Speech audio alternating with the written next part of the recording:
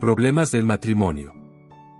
En cuanto a las cosas de que me escribisteis, bueno le sería al hombre no tocar mujer, pero a causa de las fornicaciones, cada uno tenga su propia mujer, y cada una tenga su propio marido. El marido cumpla con la mujer el deber conyugal, y asimismo la mujer con el marido. La mujer no tiene potestad sobre su propio cuerpo, sino el marido, ni tampoco tiene el marido potestad sobre su propio cuerpo, sino la mujer. No os neguéis el uno al otro, a no ser por algún tiempo de mutuo consentimiento, para ocuparos sosegadamente en la oración, y volved a juntaros en uno, para que no os tiente Satanás a causa de vuestra incontinencia. Mas esto digo por vía de concesión, no por mandamiento. Quisiera más bien que todos los hombres fuesen como yo, pero cada uno tiene su propio don de Dios, uno a la verdad de un modo, y otro de otro. Digo, pues, a los solteros y a las viudas, que bueno les fuera quedarse como yo, pero si no tienen don de continencia, cásense, pues mejor es casarse que estarse quemando. Pero a los que están unidos en matrimonio, mando, no yo, sino el Señor, que la mujer no se separe del marido, y si se separa, quédese sin casar, o reconcíliese con su marido, y que el marido no abandone a su mujer. Y a los demás yo digo, no el Señor, si algún hermano tiene mujer que no sea creyente, y ella consiente en vivir con él, no la abandone. Y si una mujer tiene marido que no sea creyente, y él consiente en vivir con ella, no lo abandone. Porque el marido incrédulo es santificado en la mujer, y la mujer incrédula en el marido, pues de otra manera vuestros hijos serían inmundos, mientras que ahora son santos.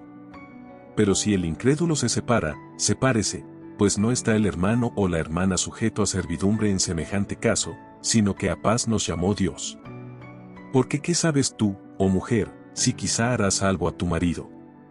¿O qué sabes tú, oh marido, si quizá harás salva a tu mujer? Pero cada uno como el Señor le repartió, y como Dios llamó a cada uno, así haga. Esto ordeno en todas las iglesias. ¿Fue llamado alguno siendo circunciso? Quédese circunciso. ¿Fue llamado alguno siendo incircunciso? No se circuncide. La circuncisión nada es, y la incircuncisión nada es, sino el guardar los mandamientos de Dios.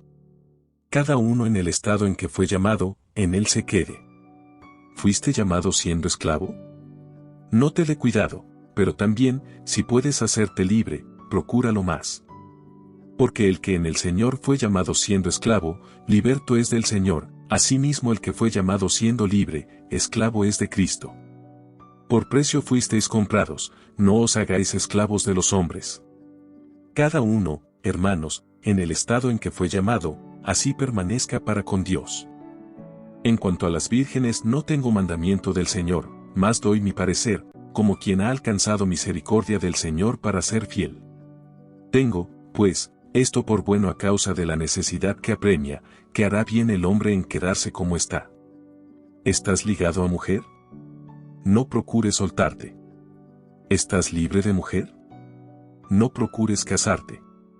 Mas también si te casas, no pecas, y si la doncella se casa, no peca, pero los tales tendrán aflicción de la carne, y yo os la quisiera evitar.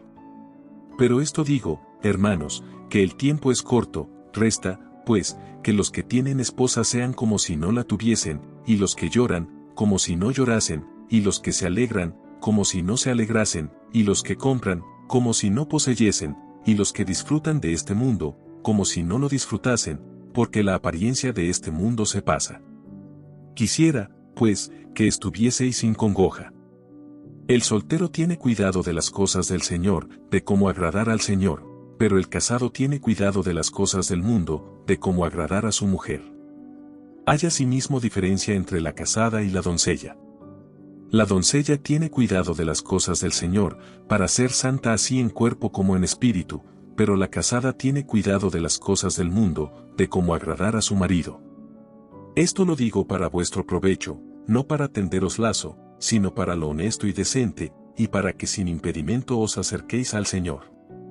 Pero si alguno piensa que es impropio para su hija virgen que pase ya de edad, y es necesario que así sea, haga lo que quiera, no peca, que se case.